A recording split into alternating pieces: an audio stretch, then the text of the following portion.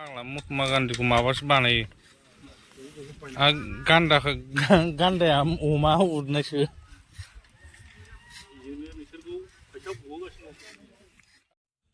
Khunga 18थि Kankeshwar Narzary सोरगोआरि Kankeshwar नार्जारिनि football trophy बादायलायनायखौ माने खुंगुरि आगोलनि एनडिपि डिजिनेटेड केम्प रामफलबि ओनसोलनि सिङाव हाब्रुबारि बिसिडिसिनि आन्दाराव गोग्लैयो आरो बे जायगाया दा बेयाव फुटबल बादायलायनायखौ खुंनो आखायाव लानाय जादों 12 थारिखनिफ्राय अदात गामोननिफ्राय माने स्टार्ट जागोन आरो बेयो दा बेनिनो नैबे फिल्ड साजायनाया सोलिगासिनो दं आरो फिल्डआ बेयाव नङामोन अबसे सिगाङाव गावनिनो फिल्ड दंखायोमोन बे हाइवे सेराव नेसनेल हाइवे सेराव दंमोन सेरफांगुरि रामफलबि दा बेयाव माखासे कनस्ट्राक्सन सोलिनायनि थाखाय बेयाव लानो हानाय जायाखै आरो दा बेनि थाखायनो बेयाव लाबोनाय जादों सिफ ओरैथिं नायदिनि मा साजायगासिनो दं माथो दै दंलाय बेयाव एसे बाला सारनो मोननांगौमोनलै खोनानै गोजौ गाहाय जादों माबाया आरो नै गेजेरजों लामा थामा दंलाजोबो एवनानै आनलायफिननाय र'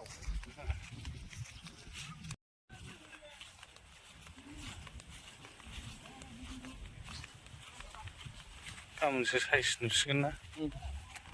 गाबोन 12 थारिख अक्ट'बर 26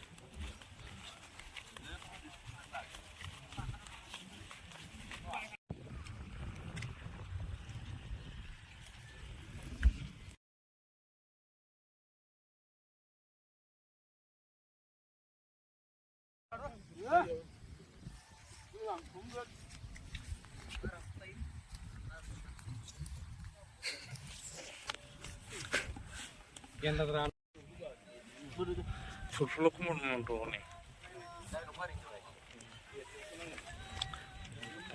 महन्त बर'नो आं थासान्दियाव रायजो होननायसो बेनिफ्रायनो थैबाय ओमफ्राय गैला सेस पलिटिकेल केरियार दंस'ना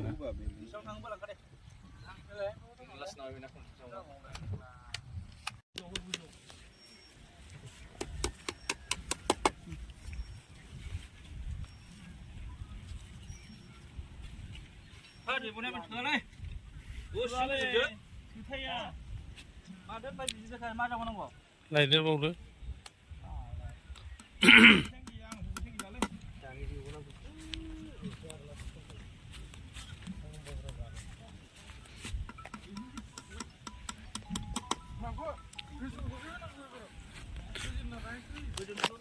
रुंसारि कनकेश्वर नार्जारिनि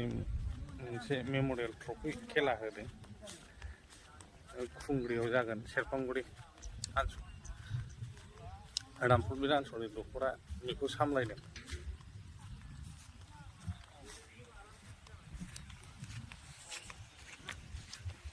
माने एफा गोजान गोजान होखो एसे खाथि खाथि होबा मा जायोमोन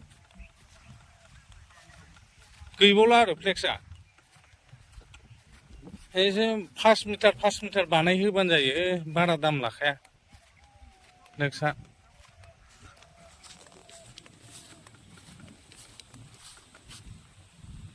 स्क'रार बर्ड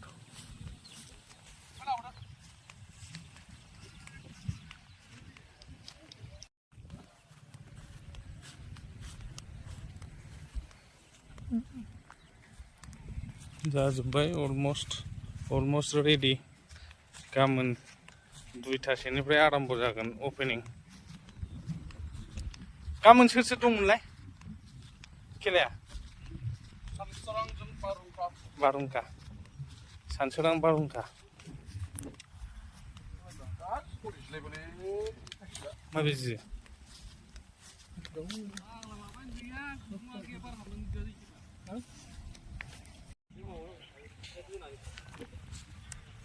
मा लिरनाय बेलाय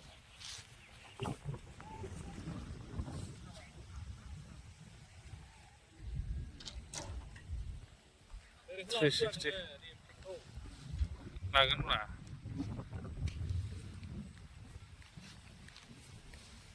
माबायाथ' ओरै मावदोंरा सासेया दं खिन्नाय जालानो ओरै मावनायानो अखा सिजानानै बारबो बारसोबाय नाय बारबो नायलाय आर्टिस्टखौ लिंहरदो जेरावबो आग्ला महात्मा गान्धीखौ माबासो बानायो गान्दाया अमा उरनायसो